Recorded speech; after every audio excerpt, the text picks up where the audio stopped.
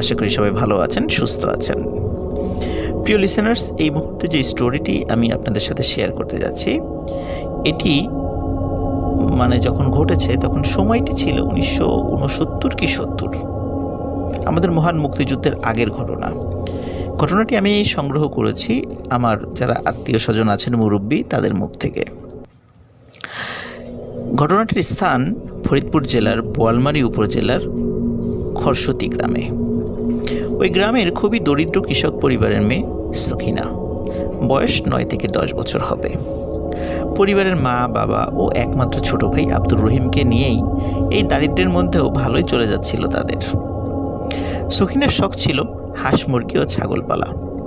হাঁস মুরগি ও ছাগলের ঘর ছিল আলাদা আলাদা করে। প্রতিদিন সন্ধ্যায় সেগুলো গুনে গুনে ওগুলোর মধ্যে রেখে দিত।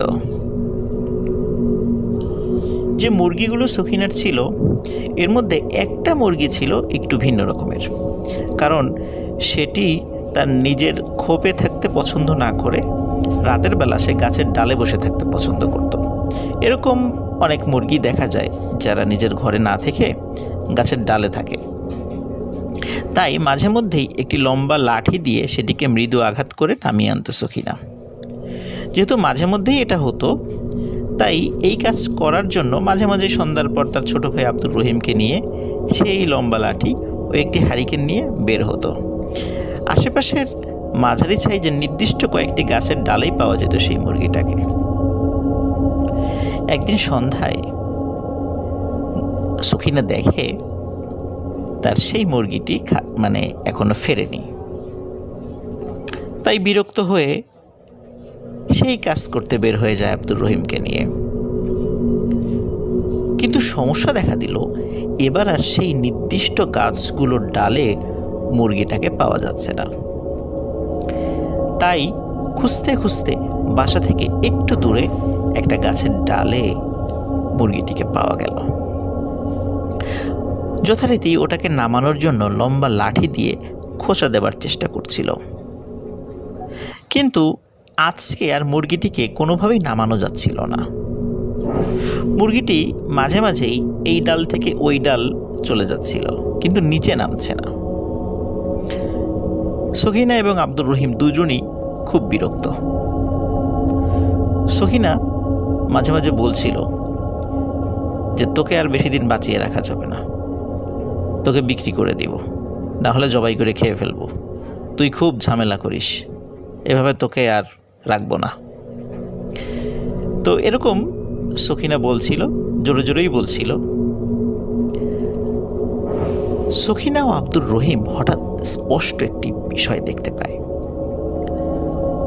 সখিনা ও আব্দুর রহিম দেখে যে মানুষের মতো কিছু একটা গাছের মাথা থেকে টিকটিকির মতো মাথা নিচু আর পা উঁচু গাছ বেয়ে বেয়ে নিচের দিকে নেমে আসছে,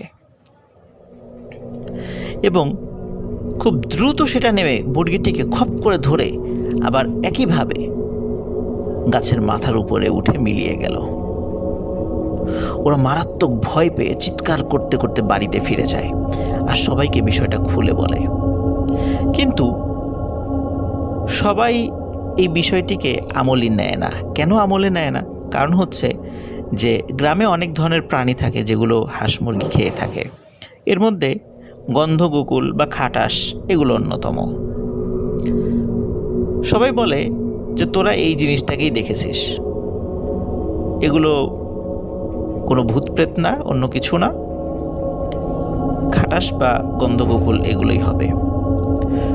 যেহেতু ওরা দুজনই বাচ্চা কাচ্চা ছিল, তাই বাচ্চা কাচ্চাদের কথা কেউ পাত্তা দেয় না। এর ঠিক কয়েকদিন পর ঘটে আরেকটি ঘটনা। সন্ধ্যায় সখিনার একটা ছাগলকে পাওয়া যাচ্ছিল না। সাধারণত ছাগল বাড়িতেই ফিরে আসতো, কারণ ছাগল বাঁধা থাকতো, কখনো বাঁধা না থাকলেও সেটা বাড়িতে ফিরে আসতো। যেহেতু ছাগলকে পাওয়া যাচ্ছিল না, তাই ছাগলকে খুঁজতে আবার ছোট ভাই আব্দুর রহিমকে নিয়ে হাতে হারিকেন নিয়ে বের হয়, কিন্তু কোথাও পাওয়া যাচ্ছিল না ছাগলকে। ছাগলের একটা নাম রেখেছিল সখিনা, যদিও বা সেই নামটি কি এটি আমি জানতে পারিনি, বা আমি যাদের কাছ থেকে শুনেছি, আমাদের যারা পরিচিত মুরব্বী, ওনারাও বলতে পারেননি। সখিনা যখন ছাগলটির নাম ধরে ডাকছিল, অনেক দূর থেকে ছাগলের শব্দ ভেসে আসছিল, কারণ সখিনা তার ওই ছাগলের ডাকটি শনাক্ত করতে পারত। সখিনার কানে যতটুকু আওয়াজ আসে তাতে বুঝতে পারে বাড়ি থেকে অনেক দূরের একটি উঁচু ভিটা থেকে ছাগলের মৃদু ডাকের শব্দ ভেসে আসছে, এবং এটাই তার কাছে মনে হচ্ছিল। আব্দুর রহিমও বলে, হ্যাঁ ঠিক ঠিক ওই উঁচু ভিটার ওই দিক থেকেই ছাগলের শব্দটি আসছে। তখন ওরা দুজন ওদিকে চলে যায়। এখানে বলে রাখা ভালো যে ওদের বাড়ি থেকে একটু দূরে যে উঁচু ভিটাটি রয়েছিল, এটি আসলে ছিল একটি শ্মশান। বর্ষাকালে যখন সব দিক পানিতে তলিয়ে যায়, তখনই আশেপাশের কয়েকটি গ্রামের হিন্দু ধর্মাবলম্বীরা লাশ পোড়ানোর জন্য এটা ব্যবহার করে। আর যখন শুকনোর সময় থাকে তখন এটা ব্যবহার করে না, নদীর পাড়ে লাশ পোড়ানোর জন্য নিয়ে যায়।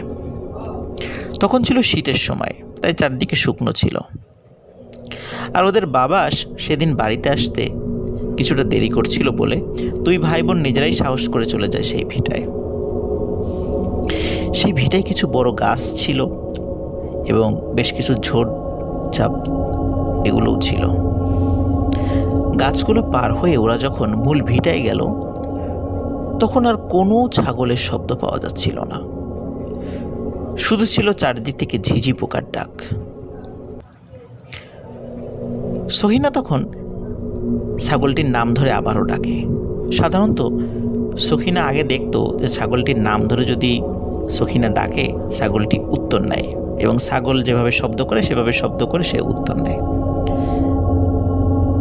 সখিনা যখন কয়েকবার ছাগলটিকে ডাক দেয়, তখন আবারও ছাগলের শব্দ তাদের কানে ভেসে আসে, কিন্তু এবার মনে হয় যে ছাগলের শব্দটি ঠিক মাটির উপর হচ্ছে না, মাটির উপর থেকে উঁচুতে, মনে হচ্ছে গাছের আগার থেকে এই শব্দটি ভেসে আসছে। তখন ওরা যখন আবারও ছাগলটির নাম ধরে ডাক দেয়, তখন এক পাশ থেকে ছাগলের শব্দ আসে। ওরা দেখে একটি লম্বা গাছের দিক থেকে শব্দটি আসছে। সখিনা এবং আব্দুর রহিম হাতে হারিকেন নিয়ে সেই গাছটির দিকে যায়, কিন্তু সেখানে গিয়ে উপর দিকে তাকিয়ে কোনো ছাগল দেখতে পায় না। আবারও ডাক দেয়। তখন মনে হলো যেই জায়গা থেকে একটু আগে ওরা সরে এসেছে, সেই দিকে গাছ রয়েছে, সেই গাছের উপর থেকে শব্দ আসছে। ওরা সেদিকে চলে যায়, গিয়ে উপর দিকে তাকিয়েও কোনো ছাগল দেখতে পায় না। তখন আবারও ছাগলটির নাম ধরে সখিনা ডাক দেয়। এবারে ডাকেও ছাগলটি উত্তর নেয় তার মতো করে শব্দ করে, কিন্তু মনে হচ্ছিল অন্য আরেকটি গাছ থেকে সেই শব্দ ভেসে আসছে। তার মানে হচ্ছে ছাগলটির শব্দ সরে সরে যাচ্ছিল, একই জায়গায় ছিল না। এবার যখন তার একটি গাছ শনাক্ত করে সেই গাছের নিচে গিয়ে উপর দিকে তাকায়, এবার ছাগলের দেখা পায়। অদ্ভুত ব্যাপার হচ্ছে, ছাগলটি ওই গাছের অনেক উঁচু একটি ডালে দাঁড়িয়ে আছে, অনেক কষ্ট করে দাঁড়িয়ে আছে, মনে হচ্ছে এখনই পড়ে যাবে, কারণ ছাগল তো গাছের ডালে আসলে দাঁড়িয়ে থাকতে পারে না। এখন প্রশ্ন হলো, ছাগল এই গাছে উঠল কিভাবে? ওঠার তো কোনো সম্ভাবনাই নেই। আর ডালের উপর যে দাঁড়িয়ে আছে, মনে হচ্ছে মাত্র ও ডালের উপর দাঁড়িয়েছে, কেউ ধরে ওকে দাঁড় করিয়ে দিয়েছে এবং এখনই পড়ে যাবে এমন মনে হচ্ছে। চাঁদের আলোয় হঠাৎ দেখে সেই ছাগলটিকে ধরতে সেই মানুষের মতো অদ্ভুত প্রাণীটি নেমে আসছে। ছাগলটি ভয়ে ডাল থেকে লাফ দেয়, লাফ দিয়েই ছাগল মারাত্মক আহত হয়। কিন্তু সখিনা এবং আব্দুর রহিম দেখে মানুষের মতো সেই অদ্ভুত প্রাণী মাথা নিচে এবং পা উপরে টিকটিকির মতো করে গাছ থেকে মাটিতে নেমে আসছে। সখিনা এবং আব্দুর রহিম ছাগলের চিন্তা বাদ দিয়ে ওরা ভয়ে দুজনই বাড়ির দিকে দৌড় দেয়। ততক্ষণে ওদের বাবা বাড়িতে ফিরে এসেছিল।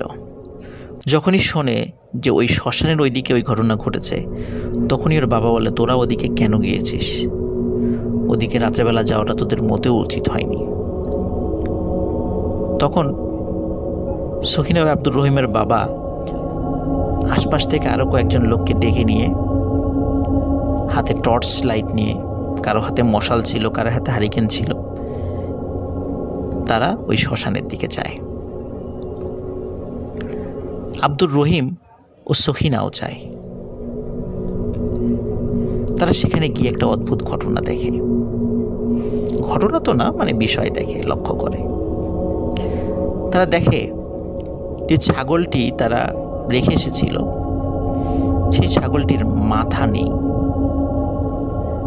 এবং মনে হচ্ছিল যে ছাগলের বুক চিরে কেউ ভেতরের হৃৎপিণ্ডটা নিয়ে গেছে। চারদিকে রক্ত আর রক্ত। ছাগলের মাথা এবং হৃৎপিণ্ডবিহীন দেহ তারা দেখে এক একজন এক এক রকমের মন্তব্য করে। কেউ কেউ বলে এটা হচ্ছে একটা পিচাস, শুদ্ধ বাংলা যেটাকে পিশাচ বলা হয়, যে এটা কোনো পিচাসের কাজ। কেউ কেউ বলে না, ওরা বাচ্চা মানুষ, ওরা ভুল দেখেছে, এটা হয়তো বা কোনো মেছো ভাগ বা এই টাইপের কিছু হবে, এরকম কিছু না। কিন্তু গ্রামবাসী একটা বিষয় লক্ষ্য করে, সেটি হচ্ছে যে ওখানে যে পায়ের ছাপ দেখতে পায়, এই ছাপটির আসলে মানুষের মতোই পা, কিন্তু পায়ের যে ছাপটি ছিল সেটির আকার মানুষের যে স্বাভাবিক রকমের পা থাকে তার থেকে বেশ বড়। এবং অদ্ভুত ব্যাপার হচ্ছে, পায়ের ছাপ যেখানে ছিল তার সামনে হাতের ছাপও ছিল। তার মানে হচ্ছে এই প্রাণীটি হাত পা উভয়কে নির্ভর করে চলাফেরা করে। এবং একটি লম্বা গাছের কাছে গিয়ে দেখে সেখানে রক্তের ছাপ রয়েছে। তার মানে হচ্ছে সত্যি কোনো প্রাণী ছাগলটির মাথা ছিঁড়ে নিয়ে এবং বুক চিরে হৃৎপিণ্ডটা বের করে নিয়ে গাছের উপরে চলে গেছে। গ্রামবাসী ফিরে এসে গ্রামের যে মেম্বার ছিলেন তাকে বিষয়টা বলে। তখন সিদ্ধান্ত হয় যে ওই শ্মশানে যে গাছগুলো আছে, ঝোড়ঝাপা আছে, সেগুলো পরিষ্কার করতে হবে। সত্যি সেটা করা হয়। কিন্তু গ্রামের কেউ কেউ মনে করেছিল এটি আসলে কোনো হিংস্র প্রাণীর কাজ নয়, এটি পিশাচের কাজ। অদ্ভুত ব্যাপার হচ্ছে, গ্রামের কোনো বয়স্ক মানুষ ওই অদ্ভুত প্রাণীটিকে দেখেনি, কিন্তু সখিনা ও আব্দুর রহিমের মতো কিছু বাচ্চা কাচ্চা রাতের বেলায় অদ্ভুত প্রাণীটিকে দেখেছে। কিন্তু কোনো বড় মানুষ এটিকে দেখেনি। এটি একটি রহস্য, যে এটি যদি সত্যি কোনো প্রাণী হতো তাহলে সবার চোখেই সেটা ধরা পড়ত। কেন শুধু বাচ্চা কাচ্চারাই সেটাকে দেখেছে, কেন বড়দের সামনে ধরা দেয়নি? এই রহস্যটি আজও রয়ে গেছে।